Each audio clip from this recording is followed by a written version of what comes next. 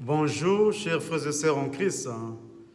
Nous célébrons Christ, roi de l'univers, et cette solennité clôture l'année liturgique B.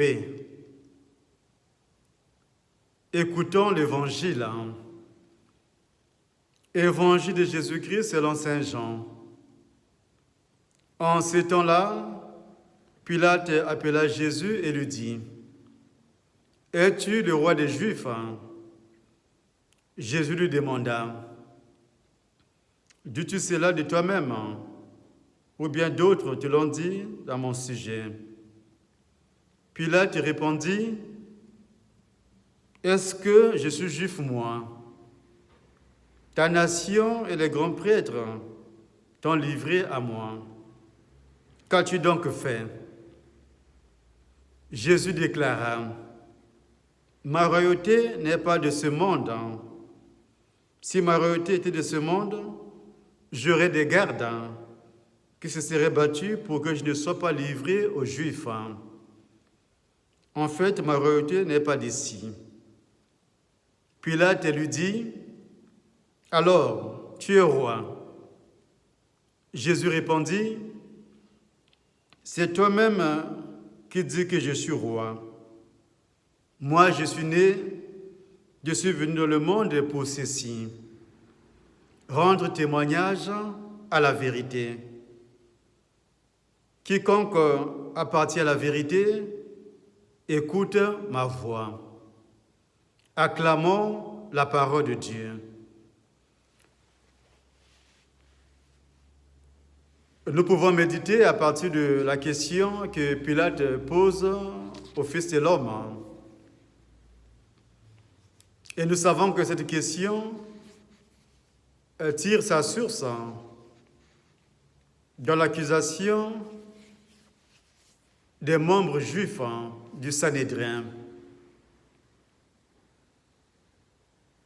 qui accusaient Jésus d'avoir la prétention royale, troublant ainsi l'ordre public et les relations avec Rome.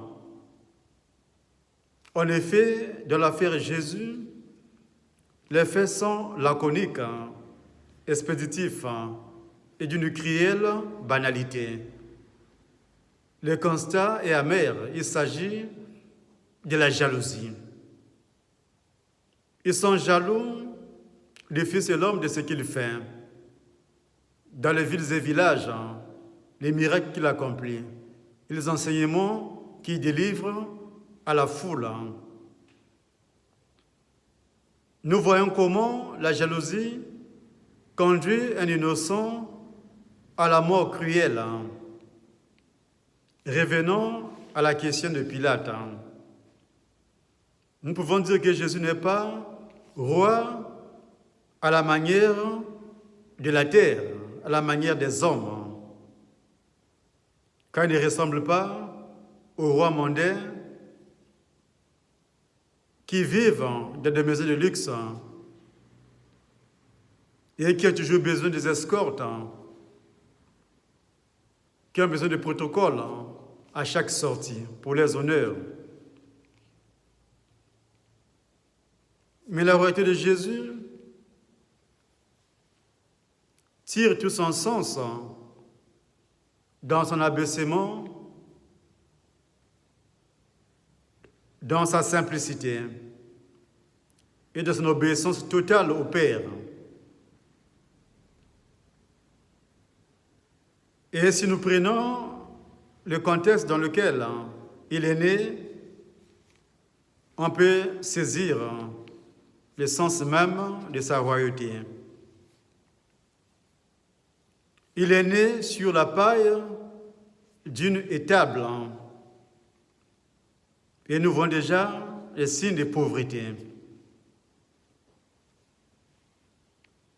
De même qu'en grandissant, il travaillait le bois avec ses mains. Parce qu'il accompagnait son père adoptif Joseph, qui était charpentier. Et il était connu pour ses travail.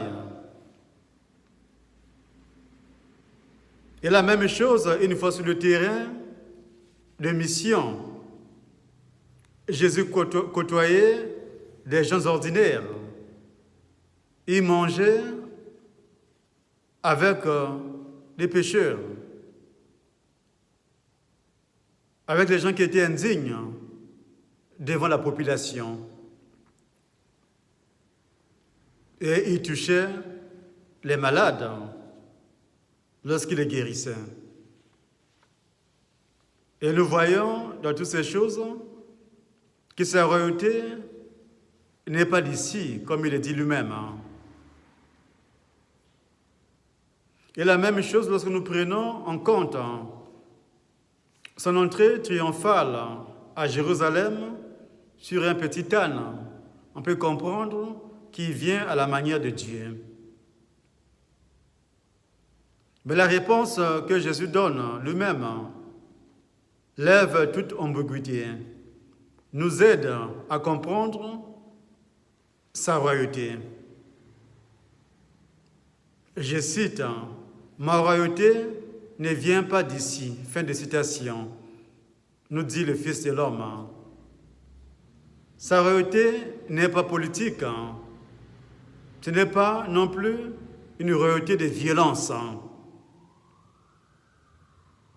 Et il suffit de répartir de la première lecture pour saisir d'où Jésus tire sa royauté, tire son pouvoir. Ce dimanche s'ouvre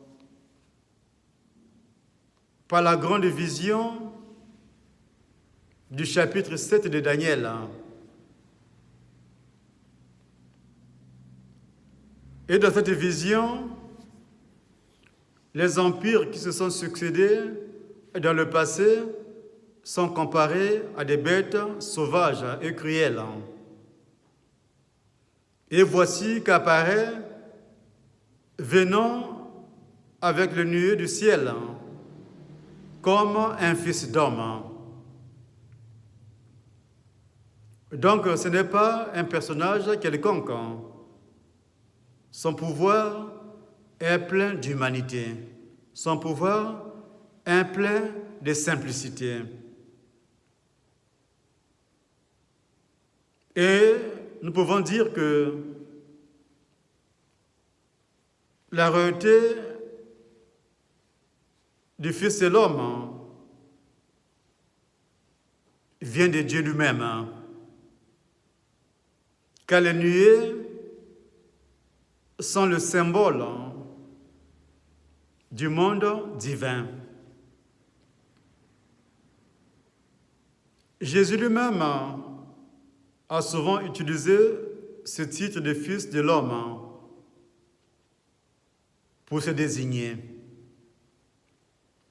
Cette expression souligne son intimité, sa relation avec Dieu le Père.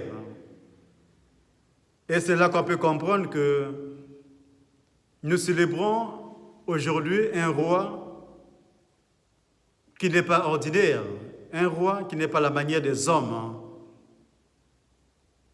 Et il veut nous conduire sur le chemin de la simplicité, sur le chemin de l'obéissance au Père. Demandons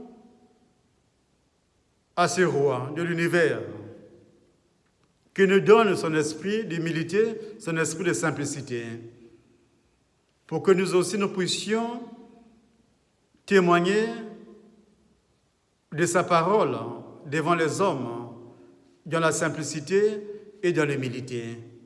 Au nom du Père et du Fils et du Saint-Esprit.